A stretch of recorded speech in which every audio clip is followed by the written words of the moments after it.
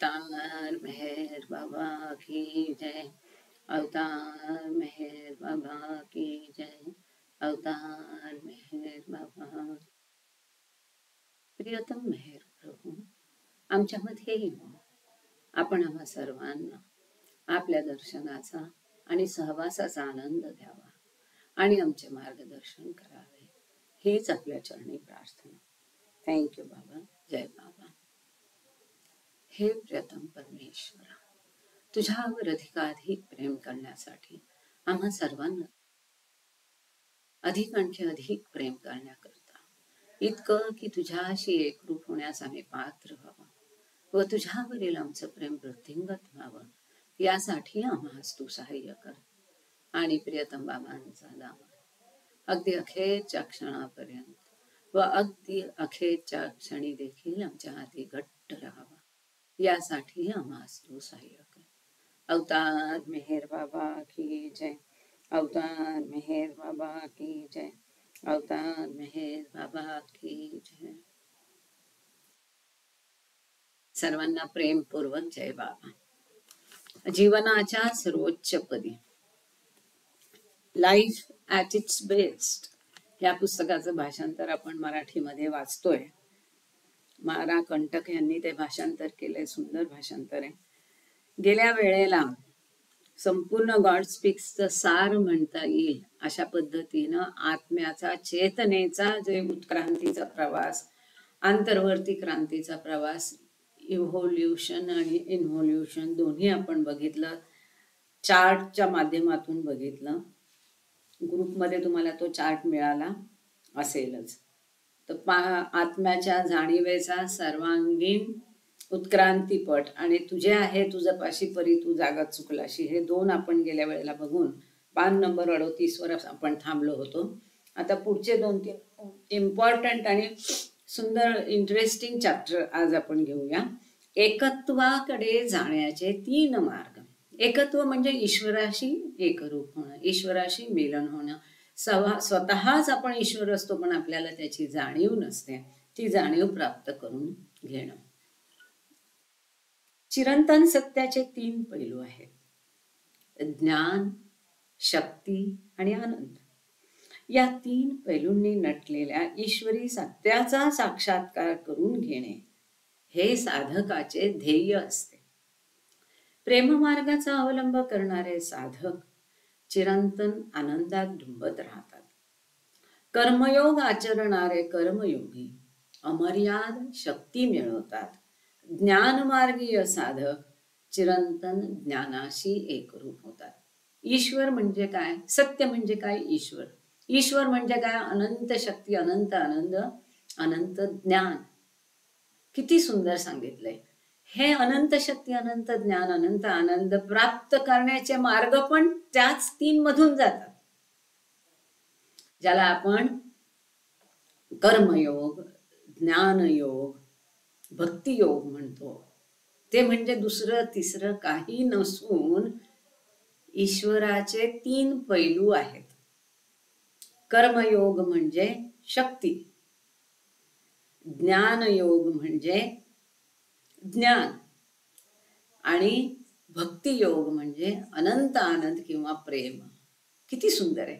At least मी तरी आजपर्यंत असा कधी विचार केला नव्हता की ज्या ईश्वराला प्राप्त करायचंय त्याच्याकडे जाण्याचे, त्याच्या प्राप्तीचेही मार्ग, त्याच्या जे पैलू आहेत, वैशिष्ट्य आहेत, त्याचप्रमाणे आहेत. प्रेम मार्ग म्हणजेच भक्ती मार्ग. तिथे काय होतं? तो अनंत आनंदात तो प्रेमी किंवा भक्ती आपल्या आनंदात डुंबत राहतो. जसं चोखामेळा आहे, जनाबाई आहे, संत कुंभार आहे, कसे ते ईश्वराच्या भक्तीमध्ये, प्रेमामध्ये इतके डुंबून जायचे की त्यांना काय ते कुठे आहेत, स्वतःच्या लेकराचा पायाखाली चिखल होतोय ह्याचं सुद्धा त्याला भान नव्हतं. इतका तो अनंत आनंद जो आहे ईश्वराच्या प्रेमात डुंबून जायचे.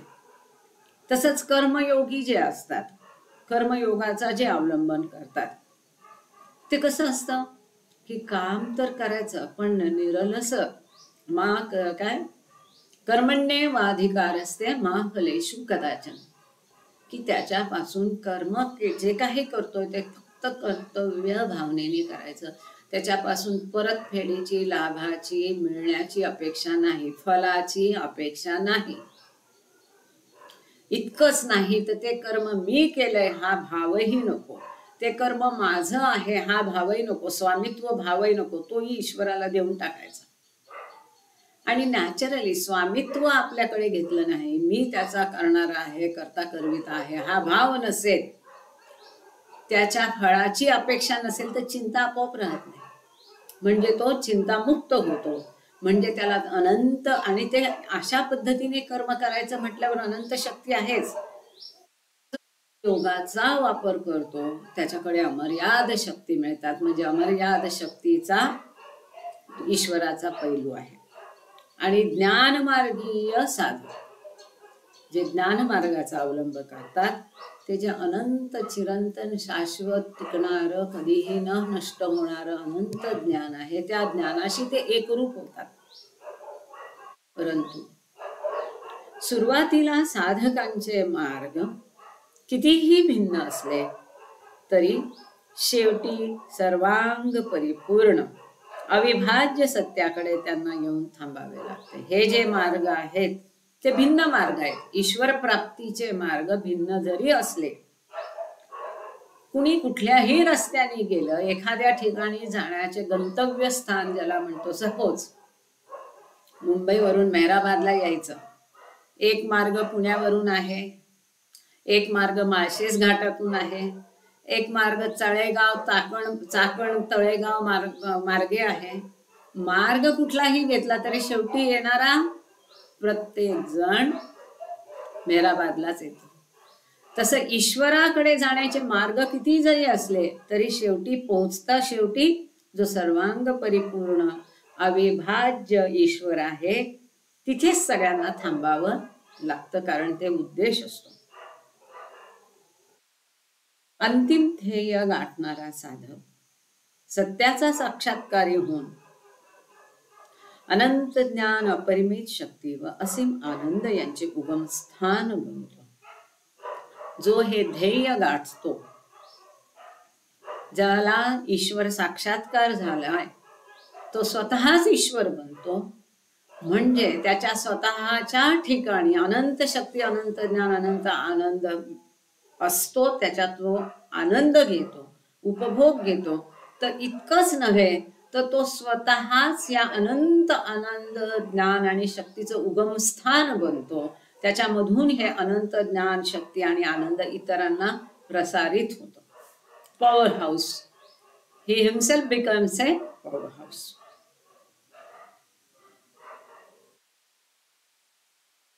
तुम्हाला हे बाहेर कुत्रे खूप भुंकताय, त्याचा आवाजाचा त्रास होत असेल तर मी काहीच करू शकत नाही त्याच्याबद्दल. समहाऊ काय माहित झालंय बाहेर.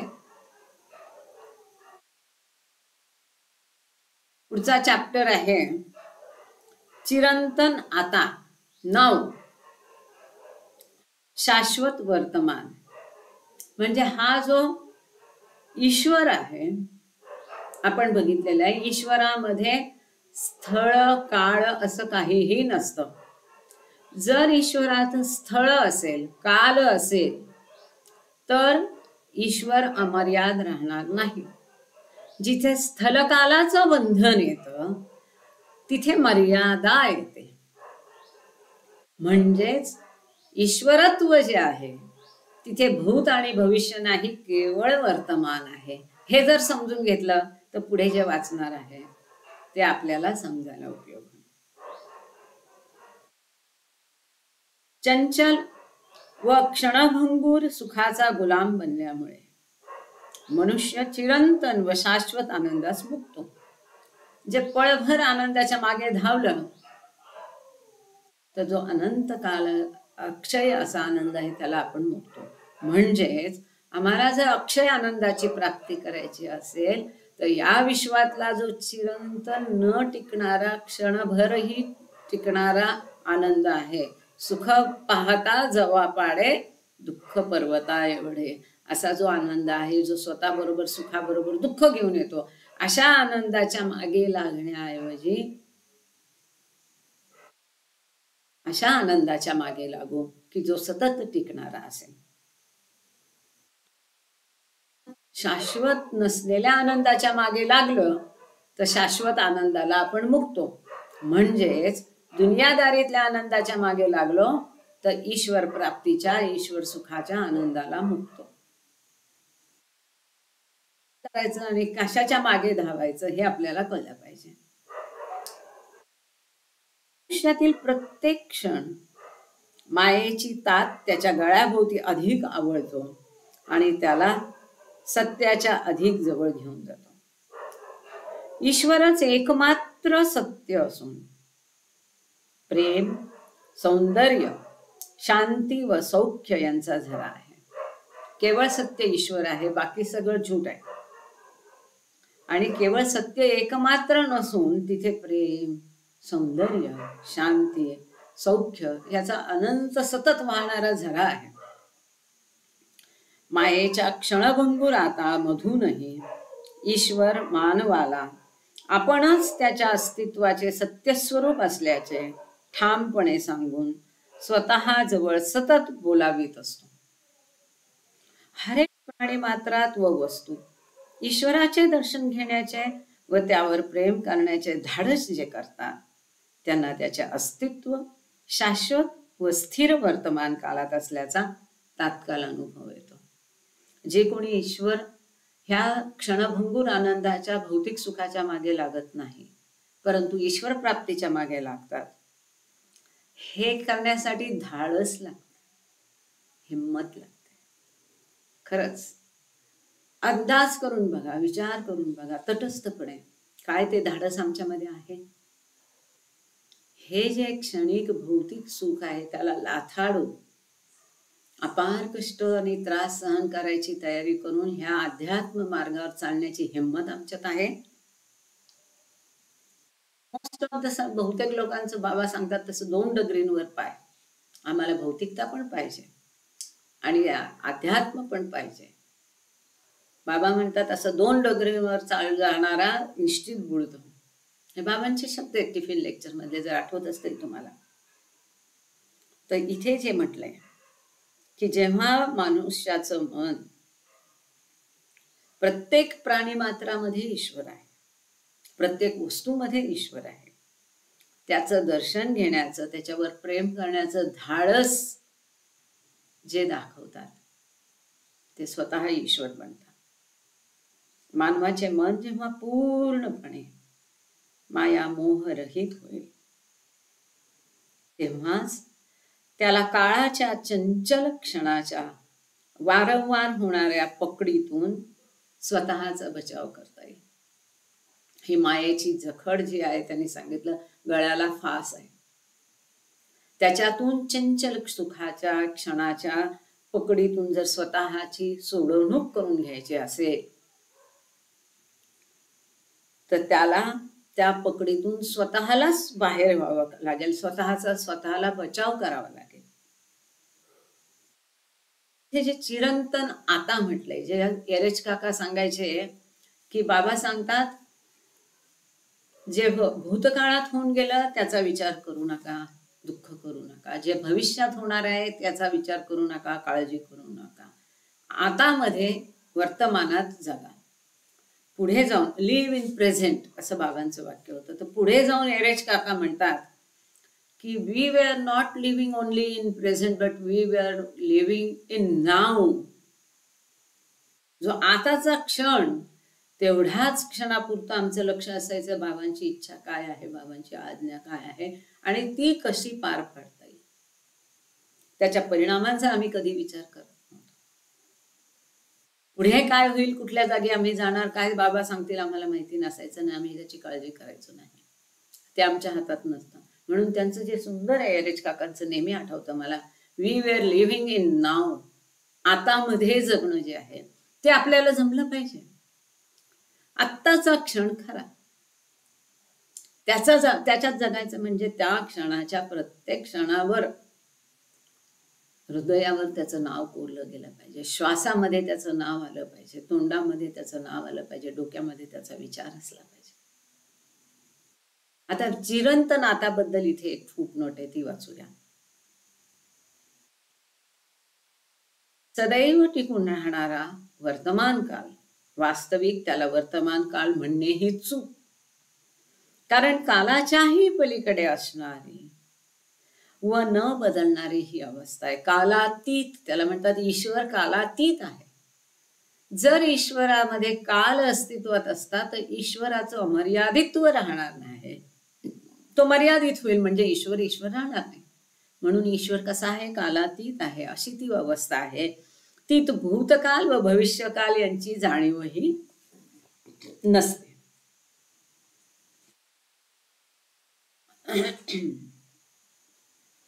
काळाच्या चंचल क्षणांच्या वारंवार होणाऱ्या पकडूतून स्वतःचा बचाव करता येईल. पुढे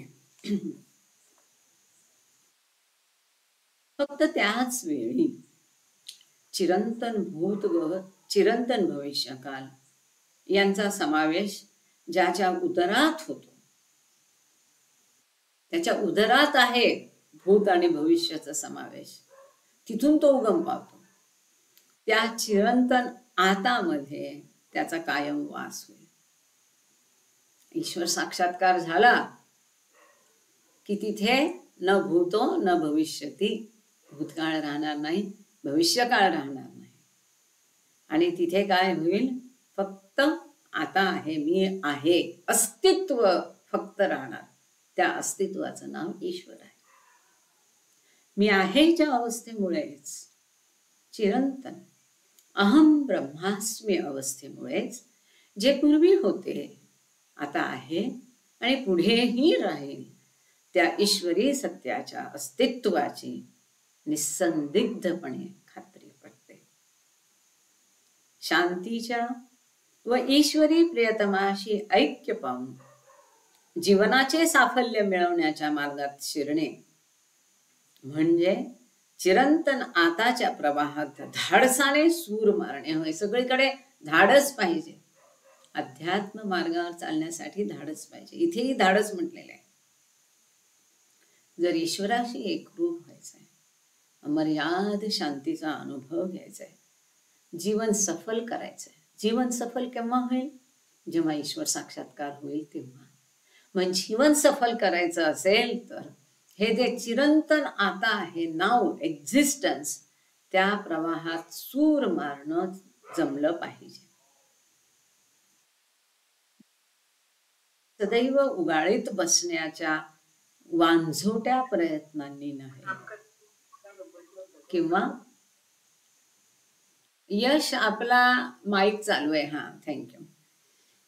भूतकाळातील गोष्टी सदैव उगाळीत बसण्याच्या वांझोट्या प्रयत्नांनी नव्हे किंवा भविष्यातील आकांक्षाची शेख महम्मदी मनोराज्य करण्याने नव्हे, त्याचप्रमाणे क्षणभंगूर गोष्टींचे गुलाम बनूनही नव्हे, तर ईश्वरासाठी सर्वस्व पणाला लावल्यानेच आपण अमर्याद प्रेम सागर असल्याचा अनुभव घेणे तुम्हाला शक्य होईल. जे भूतकाळात होऊन गेलं त्याचा आठवण, त्याच्या आठवणी, त्याचा विचार करत बसायचा. Don't brood over the past, असे बाबांचे शब्द आहेत. भविष्यात काय होईल किंवा हे करेल मी, ते इमले बांधणं त्याला म्हणतात. ते कविता होती बाबा बोरकरांची. गणपतवाणी विडीचा अवताना, असं ती एक त्याच्या ओळ होत्या की तो नुसती स्वप्न रंगवायचा. मी याच्या माळ्यावर माळ्या बांधेल, हे करेल ते करेल. अशा प्रयत्नांनी नव्हे, ह्या क्षणभंगूर ज्या गोष्टी आहेत, ज्या टिकणाऱ्या नाहीयेत, नष्ट होणाऱ्या आहेत, त्यांचे गुलाम व्हायचं नाही. तर जो अमर्याद प्रेमाचा सागर आहे असा ईश्वर, त्याला सर्वस्व, त्याच्यासाठी ते अनुभवण्यासाठी सर्वस्व अर्पण पणाला लावायचं. अर्पणपेक्षा पण पणाला लावणं हा फार सुंदर शब्द आहे. ईश्वरासाठी सर्वस्व पणाला लावण्याचं धाडस करणं शक्य झालं पाहिजे. तुमच्या सर्व समस्यांचे अंतिम उत्तर जर कुठे असेल तर ते येथेच आहे, दुसरीकडे कुठेही नाही. जे काही प्रत्येकाच्या अडचणी असतील, समस्या असतील, दुःख असतील, काय असेल, सगळ्याचं उत्तर एकच आहे की हे सगळं मायाजाल आहे, भास आहे, भ्रम आहे. याच्यात काही उत्तर, राम नाहीये. आपण काय म्हणतो, दुनियेत काही राम नाही. अगदी खरं आहे. तर खरा ईश्वरत्व प्राप्त झालं म्हणजे सगळ्या समस्यांची उत्तरं मिळतील. आपणच आपल्याला सांगायचं, अरे जाऊ दे, ह्याच्यात काय आहे, हे नाहीतरी भासमय होतं, भ्रममय होतं, हे काय इल्युजन आहे, हे खरं नाहीये. पावलेले प्रेम बद्ध करत नाही, तर मुक्त करते. जे प्रेम सत्यापोटी आहे, ईश्वरत्वासाठी आहे, ते प्रेम बांधून नाही ठेवत, गुलाम नाही बनवत, उपकारांचे ओझे न लादत तृप्ती आणि समाधान देते, दुःखाच्या खाईत लोटत नाही, तर आयुष्य सफलतेने सुफल करते. हे प्रेम म्हणजे केवळ तुम्हालाच नव्हे, तर यच्च यावत सर्वांना चिरंतन आतामधून सदैव दिला गेलेला आणि सदैव दिला जाणारा मंगलमय आशीर्वादच. किती सुंदर असं प्रेम, ईश्वरी प्रेम म्हणजे केवळ तुम्हाला नाही, सगळ्यांना. त्या चिरंतन नाता म्हणजे ईश्वरातून मधून दिला गेलेला आणि सतत दिला जाणारा मंगलमय आशीर्वाद आहे. पुढे ईश्वराशी मिलन. नव्हे, तर स्वतःच्या अंतर्यामी खोलवर बुडी मारण्याने प्रियतम व प्रियकर अशा दोन्ही भूमिका एकाच वेळी धारण करणाऱ्या पुरुषोत्तमाशी मिलन घडून आणता येईल. प्रियकर पण तोच आहे, प्रियतम पण तोच आहे, प्रेमी पण तोच आहे आणि प्रेमिक पण तोच आहे. कारण जर त्याच्यावर प्रेम करणारा त्याचा भक्त किंवा आपण म्हणजे काय, खरे परमात्मा आहे, पण त्याची जाणीव नाही. म्हणून प्रेम करणारा आणि करून घेणारा दोन्ही एकच आहे, पण तो कसा ऐहिक ह्या भोवताच्या भासमय जगाच्या ज्ञानाने नाही मिळणार. अंतरंगात खोलवर बुडी मारणे म्हणजेच इन्व्होल्यूशन, चेतनेचा अंतर्वर्ती प्रवास तिथे सुरू झाला पाहिजे. जगाकडे पाठ करून ईश्वराकडे तोंड केलं पाहिजे, तेव्हाच ईश्वराशी मिलन होईल. जगाच्या मगरमिठीत, मायेच्या मगरमिठीत राहून ईश्वराची भेट होणार नाही. त्यासाठी आवश्यक असणारे इंद्रिय ज्ञानावर अधिष्ठित असणाऱ्या मायामय जगताच्या मोहाच्या पलीकडे जाण्याचे धैर्य अंगी जागृत केलं पाहिजे. ह्या मोहमयी दुनियेच्या मायेच्या मगरमिठीतून सुटण्याचं धाडस अंगात आलं पाहिजे. आसक्तीच्या भारामुळे भान द्वैताच्या इंद्रियजन्य जगात असंच जखडले जाते. जे भान आहे, आमचं कॉन्शियसनेस आहे, चेतना जी आहे ती काय आहे, ह्या जगामध्येच, ह्या भौतिक जगाशी जखडलेली आहे, बांधलेली आहे, अटॅच आहे, संलग्न आहे. का? कारण अज्ञान, त्याच्याबद्दलची आसक्ती आहे. ह्या जगाबद्दलची आसक्ती सुटत नाही हो भल्या भल्यांची. त्यामुळे ते जे ज्ञान आहे ह्या द्वैताच्या पुढचं नाहीये. ह्या द्वैताचं ज्ञान म्हणजे खरं ज्ञानच नाही, बाबा सांगतात. निरनिराळ्या रूपात व्यक्त होणाऱ्या, इथे यश यादवचं हँड रेज आहे, आपण थोडा हा पॅरेग्राफ संपल्यावर प्रश्न घेऊया.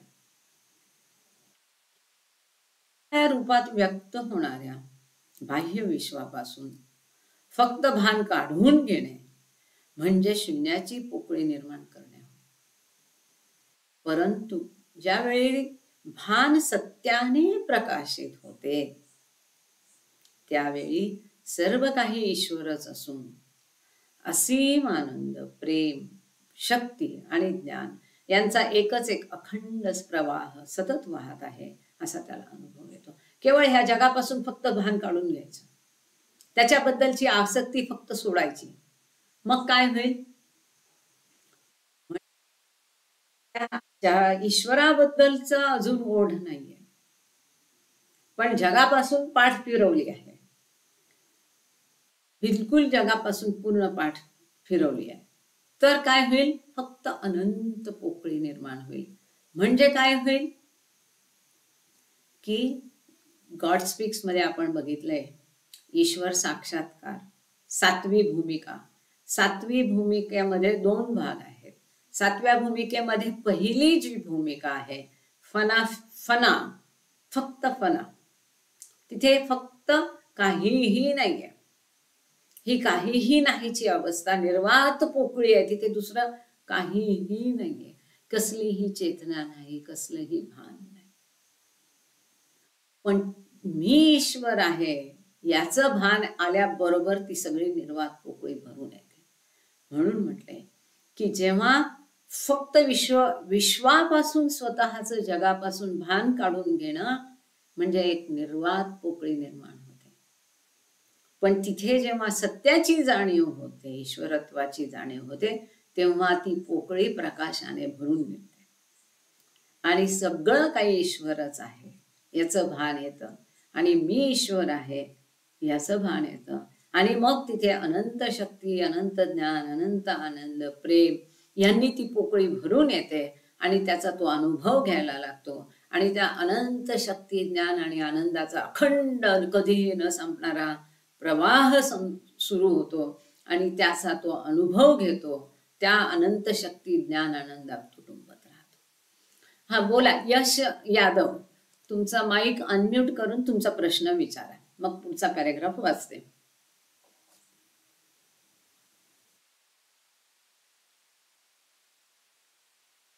यश यादव, यश यादव तुमचा हँड रेज होता. जय बाबा. यश यादव तुमचा 2-3दा हँड रेज होता. काही प्रश्न विचारायचा आहे का? युजली आपण सेशनच्या शेवटी प्रश्न घेतो, कधी कधी मध्ये पण घेतो. तुम्हाला काही विचारायचं असेल तर जरूर विचारा. तुमचा माईक अनम्यूट करा. हा बोला. ओके ठीक, काय हरकत नाही. जय बाबा. काही प्रश्न असला विचारला तरी काय हरकत नाही. ठीक आहे, चुकून झालाय तर आपण पुढे जाऊ. पुढचा पॅरेग्राफ आहे हिशेब, अंतिम हिशेब, शेवटचा हिशोब. ज्यावेळी जीवनाचे अंतिम ध्येय साध्य होते त्यावेळी सर्व चुकांचे परिमार्जन होते, सर्व जखमा भरून येतात, अपयशाचे रूपांतर यशात होते, यातना आणि दुःख अमृताप्रमाणे गोड वाटू लागतात, सर्व धडपडींचा शेवट होतो, सर्व वाद संघर्ष मिटून मनाला शांती मिळते, सर्व कूट अवघड प्रश्नांचा उलगडा होतो, आयुष्याचे भूत वर्तमान आणि भविष्यकालीन खरे आणि पूर्ण इंगित अचूक सापडते आणि जीवनाचा खरा अर्थ साकल्याने समजतो. किती सुंदर आहे की जेव्हा जीवनाचं अंतिम ध्येय सापडतं, साध्य होतं. काय आहे जीवनाचं अंतिम ध्येय? ईश्वर साक्षात्कार. ते जेव्हा साध्य होतं तेव्हा झालेल्या ज्या काही, प्रत्येकाकडून काही ना काही छोट्या मोठ्या चुका होतात, पण त्या चुकांचा पश्चाताप करत त्याच चुका डोक्यात घेऊन नाही बसायच्या. जेव्हा ईश्वर साक्षात्कार होईल तेव्हा त्या सगळ्या चुकांचं परिक्षालन होतं, परिमार्जन होतं. सगळ्या दुःखाने, चुकांनी, त्रासाने झालेल्या आयुष्याच्या जखमा भरून येतात. सगळं अपयश आहे त्याचं रूपांतर यशात होतं. सगळ्या यातना दुःख अमृताप्रमाणे गोड वाटायला लागतात. दुःख राहत नाही, यातना राहत नाही, जखमा राहत नाही, अपयश राहत नाही. सगळी जी धडपड केली, भरपूर धडपड केली भौतिक आयुष्यात आणि आध्यात्मिक पथावर, त्या सगळ्या धडपडीचा शेवट होतो. सगळे वाद, सगळे विवाद, सगळे संघर्ष मिटवून मनाला अनंत शांती मिळते. सगळ्या गहन प्रश्नांचा उलगडा होतो. अनंत प्रश्नांची गर्दी डोक्यात असते, पण ते अनुभवानेच ते सगळे प्रश्न सुटले जातात. सगळं जे काही आयुष्याचं सार आहे ते सापडतं. भूत भविष्य सगळ्याचं सार, सगळ्या अर्थाने जीवन सफल होते. सफल जाहले जीवन आता, है ना? आरती आहे ना ती, सफल जाहले जीवन आता, सफल जाहले जीवन आता. पहिली आरती आहे, शहाणेंनी लिहिलेली. ते कुणाला आठवत असेल तर जरूर शेवटी म्हणा. सुरेखाताई इथे आहेत, त्यांना आठवत असेल. आता पुढचा चॅप्टर. सागरे जीवन. मेहर बाबा आणि त्यांचे कार्य. आता इथे आज गुडे आज पुस्तक आपलं संपूर्ण सफल झालंय बाबांच्या आशीर्वादाने. आणि पुढे जे काही 4-5 पानं आहेत ते बाबांचं कार्य, असं पूर्वी असायचं बाबांचं चरित्र थोडक्यामध्ये सांगितलेलं आहे, ते आपल्याला माहित आहे. पण आपण तो पुस्तकाचा भाग आहे तर सोडूया नको, आपण तो पूर्ण वाचूया.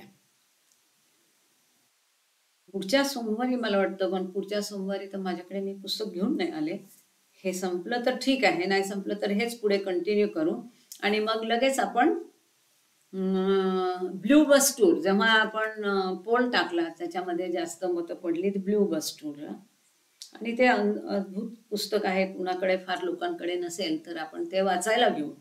बाकी जे काही ऑप्शन्स होते इतर ह्याला, इन्फिनिट इंटेलिजन्स तर पहिलं पुस्तक वाचलं गेलेलं आहे, टाकलं गेलेलं आहे, पण हरकत नाही, आपण ते बघूया. सध्या आपण वाचनाला सुरुवात करूया. जीवन साफल्य, सफल झाले जीवन, आता हीच आरती होती ना, ती शाणेंनी लिहिलेली. एनिवे, ती कुणाला येत असेल तर म्हणाल शेवटी. आणि प्रार्थना कोण करणार, वेळ आहे आता, पण दुसरा पुढचा चॅप्टर सुरू करण्यापूर्वी आज प्रार्थना करायची इच्छा कुणाला आहे, किंवा बऱ्याच दिवसात कुणाला संधी मिळाली नाहीये. इंदू दीदी, आप प्रेयर करेंगे? निलिमा तिजारे, तुम्ही आरती करा, किंवा मग सुरेखाता एक ते करतील, सफल झाले जीवन आता. जय बाबा. ठीक आहे. जय बाबा. पुढे मेहर बाबा आणि त्यांचे कार्य. जीवनाचे अनुलंघ्य अविभाज्य ऐक्य. अनुलंघ्य म्हणजे न उल्लंघता येणार, असं अविभाज्य न विभाजता येणार ऐक्य. सर्व जीवनाच्या अनुलंघ्य अविभाज्य ऐक्याची व वस्तुगत दिव्यत्वाची मानवतेत जागृती करणे हेच माझे ईश्वराने नेमून दिलेले कार्य होय. हे मेहर बाबा सांगतात की माझं कार्य काय आहे. थोडक्यात सांगायचं आपल्या नेहमीच्या भाषेत म्हणजे स्पिरिच्युअल पुश देणं, म्हणजे आध्यात्मिक जागृती. स्वरूपतः तुम्ही सनातन असून अमर्याद ज्ञान, अपरिमित शक्ती व असीम आनंद यांचे वारस आहात, हे लक्षात ठेवा. आपल्या अमर्याद स्थितीचा आनंद लुटण्यासाठी इतर जीवनापासून आपण अलग आहोत असे तुम्हास वाटावयास लावणाऱ्या अज्ञानाचा तुम्ही तेवढा त्याग केला पाहिजे. वेगळेपणाचा अहंकार किंवा मीपणा केवळ ईश्वरी प्रेमानेच नाहीसा होऊ शकेल. आणि हे ईश्वरी प्रेम हीच मानव जातीला माझी देणगी होय. हे बाबांचे शब्द जसेच्या तसे आहेत, त्याला महत्व आहे, म्हणून आपण त्याला परत बघूया की तुम्ही स्वतः अमर्याद शक्ती, ज्ञान, आनंद आहेत, पण त्याची जाणीव तुम्हाला नाही. त्या स्थितीचा जर तुम्हाला आनंद लुटायचा असेल तर ह्या जीवनापासून तुम्हाला वेगळं व्हायला पाहिजे. ही जी आहे अज्ञानामुळे आपल्याला वाटतं की मी आणि तो वेगळा आहे, मी म्हणजे हा देह आहे, त्या अज्ञानाचा तुम्ही त्याग करा असं बाबा सांगतात. अहंकार जो आहे, सेपरेटिव्ह इगो आहे, वेगळेपणाचा अहंकार जो आहे, मीपणा जे आहे, हा नाहीसा व्हावा लागेल. आणि केवळ डिव्हाइन लव, ईश्वरी प्रेमानेच हा अहंकार नष्ट होऊ शकेल. खुदी को मिटावो तब खुदा मिलेगा. आणि हे जे ईश्वरी प्रेम आहे, डिव्हाइन लव, हीच मानव जातीला या अवतार काळात माझ्याकडनं दिलेली देणगी आहे, गिफ्ट आहे. केवढे सुंदर देण बाबा देऊन गेलेत आपल्याला, हो की नाही. माझ्या हाकेला ओ देण्याची ज्यांची तयारी असेल त्यांनी मानव जातीची खरी खुरी सेवा करण्यास कंबर कसली पाहिजे. वर्ग, पंथ, संप्रदाय इत्यादी वरवरचे भेद कितीही दिसत असले तरी सारी मानवजात इथून तिथून एकच आहे, ही जाणीव त्यांना ठेवता आली पाहिजे. ठराविक तत्व प्रणाली किंवा धर्ममते यांना मी फारशी किंमत देत नाही. तुम्ही कशावर श्रद्धा ठेवता यापेक्षा तुम्ही काय आहात यालाच अखेर महत्व आहे. श्रद्धास्थान काय आहे ह्याला महत्व नाही. लोकांच्या मनात की आम्ही ह्या देवाला जायचं की नाही, त्या सद्गुरूला जायचं की नाही, त्याला महत्व नाही आहे. तुम्ही काय आहात? तुम्ही अनंत शक्ती, अनंत आनंद, अनंत ज्ञान म्हणजे ईश्वर आहात. तुम्हाला हे करायलाच नको. हे तुमचं अज्ञान आहे. जेव्हा लोक प्रश्न विचारतात की मी सद्गुरूला जाऊ की नको, मी ह्या देवस्थानाला जाऊ की नको, अजून तुम्हाला एकत्वाची जाणीवच नाही आलेली आहे. तुम्ही आणि ते सुद्धा वेगळे नाही, तुम्ही आपसात सुद्धा वेगळे नाही, ते देवही काय वेगवेगळे नाही आहेत, शेवटी सगळे एकच आहे. हे कधी कळणार? हे प्रश्न मनाला पडायलाच नको. जे सत्य माझ्या बरोबर तुम्ही अनुभवावे असे मला वाटते ते मतावर अगर विश्वासावर अवलंबून नाही. चिरंतन सत्य म्हणजे ईश्वरत्व, ते काही विश्वासावर अवलंबून नाही. कुठल्या मतमतांतावर, धर्मावर, पंथावर, विश्वासावर ते अवलंबून नाही. तो प्रत्यक्ष अनुभवाचा विषय आहे. It is to be realise, it is to be experience. तो अनुभव घ्यायचा आहे, त्याची जाणीव झाली पाहिजे. त्यास कोणताही विरोध ठाऊक नाही. त्याचे ज्ञान झाल्यावर या जगात ज्याचा लोभ बाळगावा असे काहीही नसल्याची जाणीव तुम्हाला होईल. ज्याचा लोभ बाळगावा, काही मौल्यवान या जगात नाहीच हे तुम्हाला कळेल. तसेच ज्याविषयी द्वेष, मत्सर किंवा भय बाळगावे असेही या जगात काहीही नाही याबद्दल तुमची खात्री होईल. ती जाणीव झाली तरच अनंत सर्जनशीलतेचा व अक्षय आनंदाच्या सुरक्षित प्रवासाचा मार्ग अनुक्रमण्यास मानव सुरुवात करेल. म्हणजे आपल्याला ह्याच्यातून काय कळलं पाहिजे? ह्या जगात काही राम नाहीये. कुठल्याही गोष्टीचा लोभ ठेवू नका. ह्या जगात द्वेष करावा, मत्सर करावा, राग करावा असं काहीही नाही. कशाचाही द्वेष, मत्सर, राग करू नका. हे जेव्हा कळेल तेव्हा अक्षय न संपणाऱ्या आनंदाची लयलूट तुम्ही करू शकाल. त्यावेळी त्याला अधःपतनाचे किंवा विनाशाचे भय राहणार नाही. तिथे त्याला कुठल्याच गोष्टीचं भय राहणार नाही. पृथ्वी डुबो किंवा विनाश हो, अधःपतन माझं होईल का, मी काहीत गिरेल का, कसलंही भीती नावाचा प्रकार त्याला राहणार नाही. कारण तिथे तो अक्षय अनंत आनंदाचा धनी राहील. अनंत शक्ती त्याच्या जागी असेल. अनंत अमर्याद ज्ञान असेल. मी, तू, माझे, तुझे या द्वैताच्या पलीकडे तो पोचलेला असेल. अद्वैत भाव जागृत झालेला असेल. तिथे द्वंद्व नसेल, द्वैत नसेल. आणि द्वैत नसेल, अद्वैत असेल म्हणजे द्वंद्व नसणार. द्वंद्व नाही म्हणजे आनंद आहे पण भय नाही. तू आणि मी हे राहणारच नाही.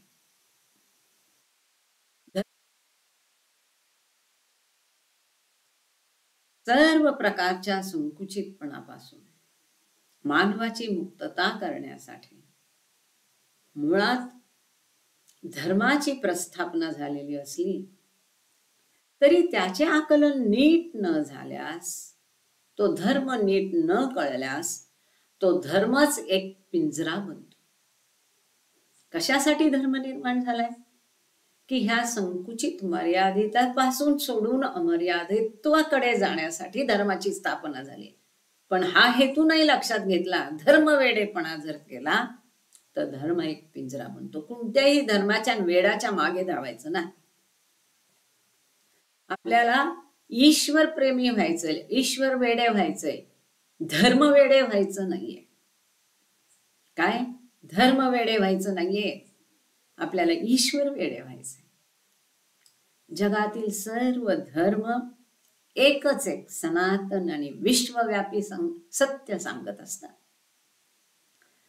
पण आपल्या कमकुवतपणामुळे मर्यादित आणि कोत्या निष्ठांना कवटाळून बसण्याची मानवाची प्रवृत्ती आहे, तीच अमर्याद प्रेम सागराचा आणि ईश्वरी तत्वाकडे जाण्याचा त्याचा मार्ग बंद करते.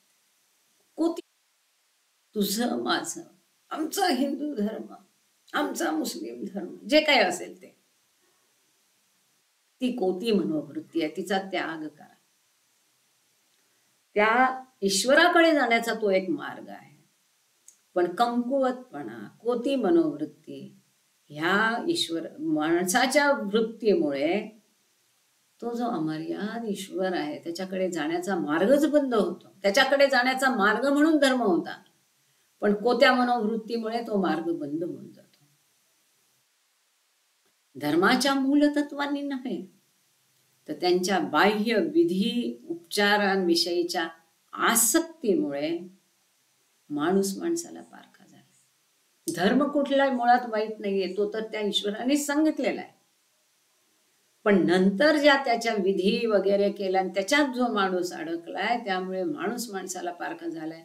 माणसाला माणसाची किंमत नाहीये, पण त्या विधिनिष्ठा आणि कर्मकांडाची त्याला जास्त किंमत असते. आणि इथे आपल्याला हटकून आठवतं ते एकनाथ महाराजांचं उदाहरण, की ते आंघोळ करून यायचे आणि तो गाढवला पाणी त्यांनी पाजलं. पूजा करण्यापूर्वी गाढवाला पाणी पाजलं, कारण त्यांना खरा देव समजला होता. त्या उपचारात ते अडकून नाही राहिले. त्या रीतीने जगातील थोर धर्म संस्थापकांच्या मूळ हेतूलाच हरताळ फासला गेलाय. मूळ हेतूच विपरीत झाला, विपर्यस्त झाला. आणि म्हणून या अवतार काळात सतत बाबा सांगतात की मी कुठल्याही धर्माचा नाही, सगळे धर्म माझ्याकडेच येतात. कुठल्याही कर्मकांडाचं पालन करू नका हे आग्रहाने बाबा सांगतात, कारण तो शेवटी तुम्हाला पिंजरा बनणार आहे. तुम्ही ठरवायचं आहे तुम्हाला पिंजऱ्यात अडकायचंय की मुक्त व्हायचंय. हे स्वतःच निर्माण केलेले तुरुंग फोडून टाका आणि मी आणलेल्या अमर्याद जीवनाचा आस्वाद घ्या, असे आवाहन मी मानवाला करत आहे, हे बाबा सांगताय. बाबा प्रेमींनी तरी जागं व्हा. कुठल्या लाटेत वाहवत जाऊ नका, कुठल्याही लाटेत वाहवत जाऊ नका. विभक्तपणा जाणून देणाऱ्या अहंकारामुळे निर्माण होणाऱ्या संकुचित व्यक्तित्वावर विजय मिळवून निर्भयतेने अमर्यादपणे ईश्वरी दिव्य प्रेम कर, असे माझे त्यास सांगणे आहे. निर्भय व्हा, घाबरू नका. ते ईश्वरी डिव्हाइन लव, ईश्वरी प्रेम जे आहे त्याच्या आगीत होरपळून निघालं पाहिजे. संकुचितपणा नको, अहंकार नको, तू मी नको, विभक्तपणा नको. एकत्व पाहिजे, एकजूट पाहिजे. तो आणि मी काही वेगळे नाही.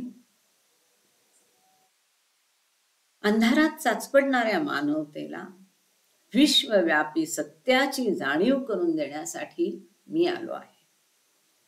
त्या सत्याच्या जाणीवेनेच सांप्रदायिक विभक्तपणा आणि निरर्थक तात्विक काथ्याकूट यांच्या पलीकडे जाता येईल. धर्मसभा व्हायच्या पूर्वीच्या काळात आठवत असेल तुम्हाला, नाशिक बिशिक सारख्या ठिकाणी अरे बापरे पांडित्य गाजवायचे लोक. मी खरा की तू खरा, माझं खरं का तुझं खरं, हे इंटरप्रिटेशन बरोबर का ते इंटरप्रिटेशन करो, हा अर्थ त्याच्यातून निघतो का तो अर्थ निघतो, ह्या साली झालं का त्या साली झालं, ह्याला काही महत्व नाही. भासमय जगातल्या भासमय गोष्टी, तथ्य काय आहे ते समजून घेतलं पाहिजे. काथ्याकूट करणं, धर्मसभा गाजवणं, पांडित्य गाजवणं, मलाच फार येतं हे दाखवणं म्हणजे अध्यात्म नाही. त्याच्या पलीकडे जाता आलं पाहिजे आणि निखळ ईश्वरी आनंदाची लयलूट करता आली पाहिजे. ह्या भ्रमिष्ट जाळामधून, त्या अहंकारातून, त्या पांडित्याच्या जगमगाटापासून दूर केल्याशिवाय त्या दैवी प्रेमाचा आनंद चाखता येणार नाही. अज्ञान अंधकारात चाचपडणारी दुःखी मानवजात, अज्ञानाच्या अंधकारात चाचपडणारी दुःखी मानवजात युगानुयुगे माझी आणि माझ्या सत्याची वाट पाहत असते. प्रत्येक धर्मात, मग ते ख्रिस्त असतील त्याच्या पुन्हा येण्यासाठी वाट बघत बसतील, मोहम्मद असतील त्याच्या पुन्हा येण्याची वाट बघत असतील.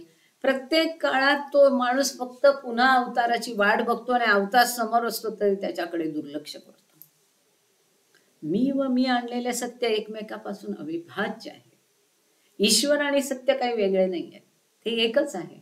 अमर्याद सत्य म्हणजेच ईश्वर, ईश्वर म्हणजेच सत्य. अमर्याद प्रेम म्हणजेच ईश्वर, ईश्वर म्हणजेच प्रेम. मी सत्याशी एकरूप आहे. तुम्हीही तुमचे असंख्य पिंजरे, असंख्य बंधने तोडा, म्हणजे ईश्वरी जीवनाच्या अनंत सत्याची आपण एकरूप असल्याचा अनुभव तुम्हा सर्वांना घेता येईल. हे सगळे बंधन, मर्यादा, ह्याचे अहंकार, याचे सगळे पिंजरे तोडून टाका. तेव्हाच तुम्हाला कळेल की मी आणि ईश्वर वेगळे नाही, आम्ही एकच आहोत. ईश्वरी प्रियतम हा सदैव तुमच्या जवळ आहे, तुमच्यात आहे, तुमच्या सभोवतीही आहे. तुम्ही त्याच्यापासून वेगळे नाही हे ओळखा. बाबा सांगतात ना, I am nearer to you than your own breath.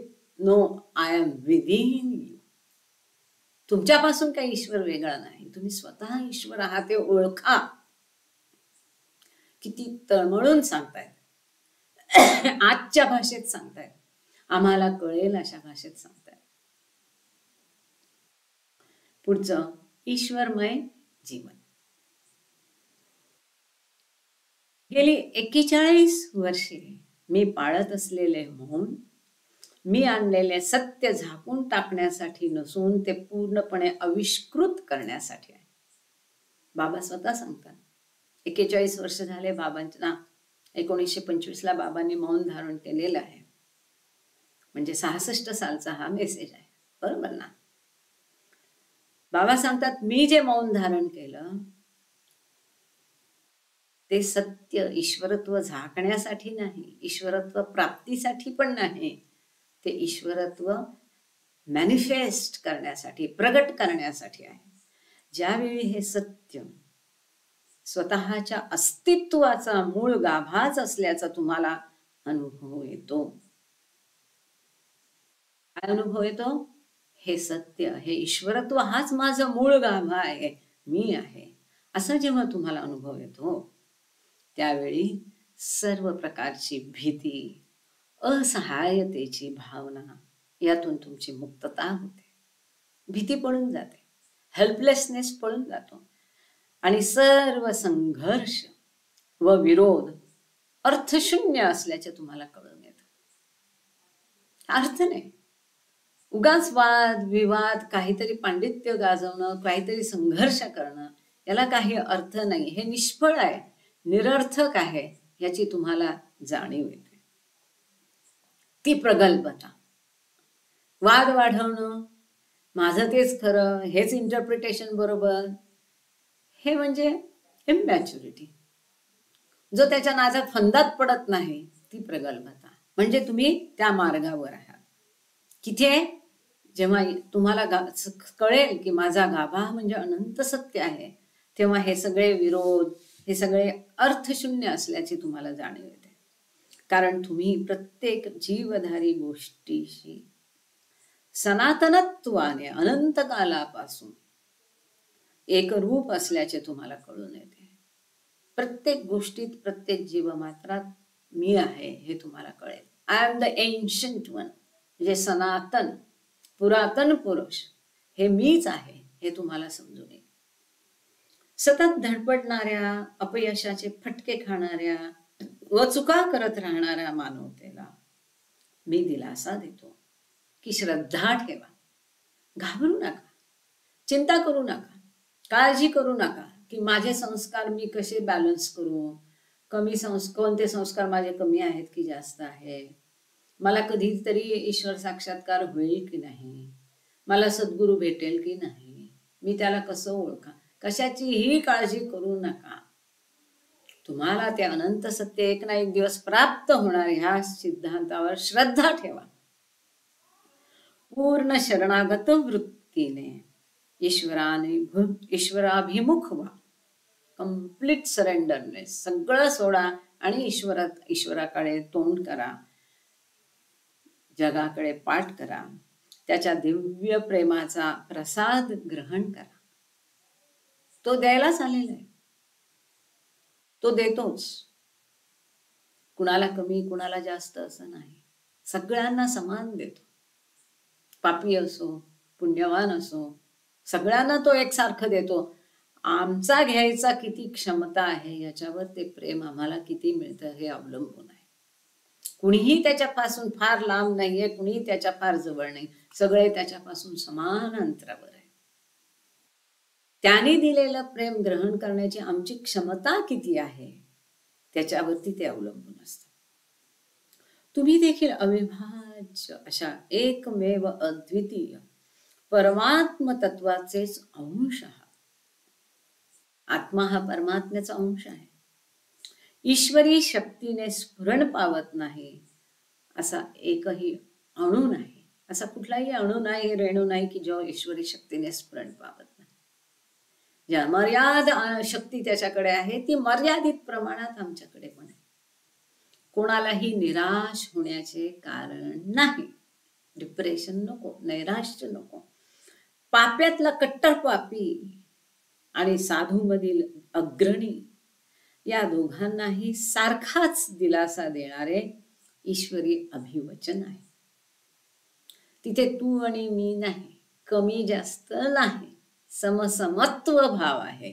कारण तो ईश्वर, सद्गुरु, अवतार हा विश्वाच्या केंद्रस्थानी आहे, सगळ्यांपासून सारख्याच अंतरावर आहे. कुणापासूनही तो दूर किंवा कुणाच्याही तो अति जवळ नाही. बाबांची कार्य करण्याची पद्धती. शुद्ध हेतू व ईश्वर प्रेम यांनी प्रेरित होऊन हाती घेतलेले कोणतेही कार्य बाबांचेच आहे व ते करणारेही सदैव बाबांचेच आहे. म्हणजे बाबांचे कार्य कशा पद्धतीने होतं की जर हृदयात हेतू शुद्ध असेल, स्वार्थी भाव नसेल, ईश्वरी प्रेमाने प्रेरित झालेला माणूस असेल, तर त्याने हातात घेतलेलं कोणतंही काम हे बाबांचंच काम आहे. आणि ते सदैव करणारे, ते करणारा माणूसही बाबांचाच आहे. परंतु ज्याच्यात ढोंगीपणाचा किंचितही लेश नाही, अशा प्रकारचे प्रेम, लीनता, नम्रपणा, प्रामाणिकपणा आणि निस्वार्थ सेवा यांनी परिपूर्ण असलेले जीवन जगणे हे बाबांचे सर्वात मोठे कार्य होय. बाबांचं काम कोणतं? बाबांसाठी आम्ही काय काम करू शकतो, असे जे प्रश्न असतात त्याला किती स्वच्छ उत्तर बाबांनी इथे दिले की हृदयात प्रेम असेल, शुद्ध प्रेम असेल, स्वार्थीपणा नसेल, ढोंगीपणा नसेल, ईश्वरी प्रेमाने प्रेरित केलेलं कोणतंही काम असू दे, तुम्ही भजन गा, गावोगावी जाऊन बाबांची माहिती द्या, लोकांना बाबांबद्दल सांगा, काहीही तुम्ही करा, ते ईश्वरी कार्य फक्त ते शुद्ध हेतूने केलेलं असलं पाहिजे. दुसरं म्हणजे ज्या कार्यात कोणतंही स्वार्थ नाही, ढोंगीपणा नाही आहे, ज्याच्यात प्रेम आहे, नम्र भाव आहे, अहंकार नाही आहे, निस्वार्थ सेवा आहे, प्रामाणिकपणा आहे, अशा पद्धतीनं जे जीवन स्वतः जगता. आधी केले मग सांगितले. नुसतं सांगायचं मेहरबाबांनी असं सांगितलं असं नाही. तसं जीवन जो स्वतः खरंच तळमळीने जगतो, इमानदारीचं, निस्वार्थपणे, निस्वार्थ सेवा जो करतो, असं जीवन जगणं की जे जीवन प्रामाणिक आहे, जिथं ढोंगीपणा अजिबात नाही, जिथे प्रेम आहे, नम्रता आहे, निस्वार्थ सेवा आहे. असं जीवन तुम्ही जगा. असं जीवन जगणं हे बाबांचं सगळ्यात मोठं कार्य आहे आणि हे सगळ्यात कठीण कार्य आहे, पण अशक्य नाहीये, सहज शक्य आहे. त्याच्या कृपेने anything and everything is possible. पाहिजे ते काम सगळ्यात मोठं काम आहे. इतर काही तुम्ही नाही केलं तरी हे करणं हे मोठं कार्य होईल. त्या तुमच्या कामाने, तुमच्या वागण्याने लोक तुमच्याकडे प्रेरित होतील, म्हणजेच बाबांकडे आकर्षित होतील.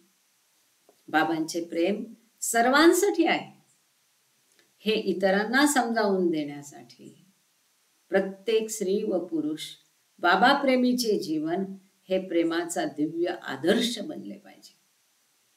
असं आदर्श जीवन जगा, असं प्रेममय जीवन जगा की ते बाबांकडे आकर्षित झाले पाहिजे.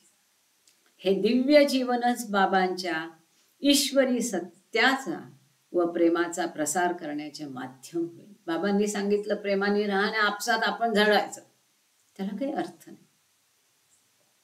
पदासाठी प्रतिष्ठेसाठी भांडत राहायचं, त्याला काही अर्थ नाही. जे प्रेम बाबा सांगतात ते प्रेम आमच्या आचरणात आलं पाहिजे, इतकं की ते बघून लोक बाबांकडे आकर्षित झाले पाहिजे. आणि पटकन उदाहरण इथे येते म्हणजे अस्पंदार वेसले, अब्दुल्ला पकरवान, खुसरो, नमिरानिया, की अशा प्रकारचं ते जीवन जगले, इमानदारीचं, बाबांचं प्रेमचं. हे सगळे प्रेमाश्रमची मुलांचं उदाहरण दिलं. इतरही लोक आहेत, इतरही बाबा प्रेमी आहेत की अशा इमानदारीचं निस्वार्थ प्रेममय जीवन जगले की ते बघून त्यांच्याबद्दल बोलताना बाबांबद्दल हटकून लोक बोललेच पाहिजे. ते दिव्य जीवनच बाबांच्या ईश्वरी सत्याचा आणि प्रेमाचा सागर करणारे माध्यम होईल. प्रेमाचा प्रसार करणारे माध्यम होईल. अशा प्रेमाने प्रभावित झालेल्या जीवनाचे महत्व फार आहे, पण ते जगण्यात सर्वात मोठी जबाबदारी शिरावर येऊन पडते. कारण त्यातील प्रत्येक विचार, उच्चार आणि आचार यामागे सत्याच्या सर्व व्यापी शक्तीचे अधिष्ठान असते. असं जीवन जगता आलं पाहिजे की जे सत्याने प्रेरित आहे, जे निस्वार्थ सेवा करते, जे इमानदारीने जगलं आहे, ज्यात प्रेम भाव आहे, ईश्वराबद्दलचं प्रेम ओतप्रोत भरलेलं आहे, असं जीवन जगलं म्हणजे आपसूक त्या जीवनाचा इतरांवर प्रभाव पडतो. असे बाबा प्रेमी बघितले. जवळजवळ पूर्ण हॉल गच्च भरला होता बाबा प्रेमीच्या स्मृती दिनानिमित्त. असा एकही माणूस नव्हता की त्यांच्या आठवणी सांगताना आणि जागवताना बोलताना ज्याने मेहर बाबांचा आणि त्यांच्या शिकवणीचा उल्लेख केला नाही. बाबांचा कार्यक्रम आहे असं म्हणता येणार नाही, पण बाबांशिवाय कार्यक्रम झाला नाही. हटकून प्रत्येकाच्या तोंडात बाबांचं नाव, बाबांची शिकवण आणि बाबांचा आदर्श.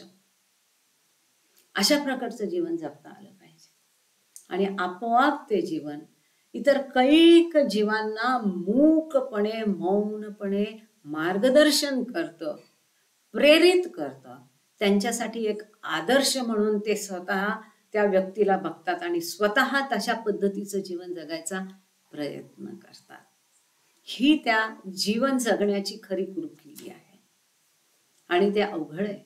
असं जीवन जगणाऱ्याच्या शिरावर एखादा मोठा कार्यक्रम घेण्यापेक्षाही अधिक जास्त जबाबदारी त्याच्या डोक्यावर असते. आता आज इथे आपण थांबायला पाहिजे, वेळ झालेली आहे. पान नंबर 45 वर आपण थांबलेलो आहे आणि आज प्रार्थना आपण कुणाला दिलेली आहे? प्रार्थना इंदू दीदी आज प्रार्थना करेगी. अभी है 1 मिनट है, इंदू दीदी प्रार्थना करेगी और आरती नीलिमा जी करने वाली है. हाँ आरती होती ना काका छान यांनी लिहिलेली, हाँ ती माझ्याकडे नाही आता. सफल जाहले जीवन आता. ती नाही आहे माझ्याजवळ.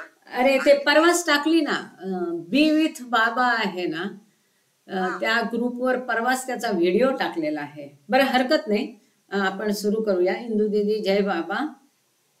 थँक्यू बाबा. थँक्यू थँक्यू ऑल बाबा, ऑफ यू. जय बाबा. अवतार मेहेर बाबा की जय. जय बाबा. हे परवा तुझा शक्ती पालनहार और शक्ती रक्षक